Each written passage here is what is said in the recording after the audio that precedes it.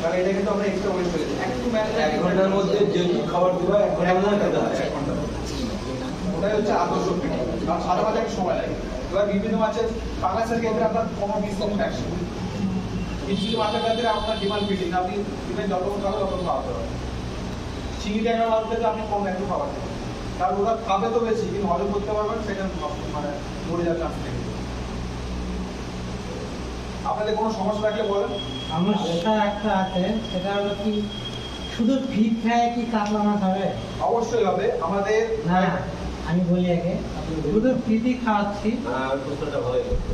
শুধু ফিট খাওয়াচ্ছি কিন্তু কোনো খাবার নাই, শুধু ফিট খাওয়াচ্ছি। এবং 3 মাস প্রায় 12 কি 13 দিন হবে সাবধানে নিয়ে গেছিলাম আমি। তো মাসে মাসে কিন্তু আমার মাছ দেখায় এই 1 মাসে এতটা মাছ ছাড়লাম, এতটা মাছ, আর খাতার লেখাও আছে।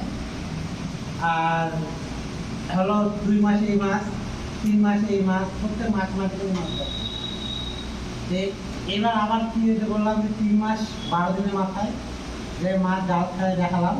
তো রুই মাছ বা অন্যান্য মাছটা বেশ ওটা ঠিক আছে। 3 মাস 12 দিনে মোটামুটি 900 মধ্যে আছে, 900 950 মধ্যে।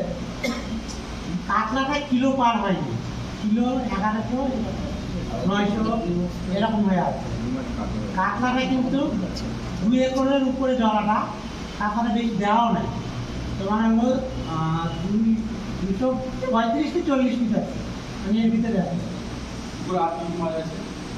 রুই মিরিক আর হলো ওই কাতল আর হয়তো আমুল গাবাতে ক্রিকেটটাও আছে, ক্রিকেটটা অল্প আছে, 25 থেকে 26টা। দেখেন অ্যাকচুয়ালি পুকুরে মেনলি আর খাওয়াটা কিন্তু খালি ডোবা দিয়ে ভাঁটাটা খাইনি, মাছ ওখানে খাওয়া হচ্ছে। আমার একটা মানে আমার যে মাছ হিসাব আছে তাতে 27 থেকে 30 কুইন্টাল মাছ আছে, সেখানে 75 কিলো খাবার দিচ্ছি।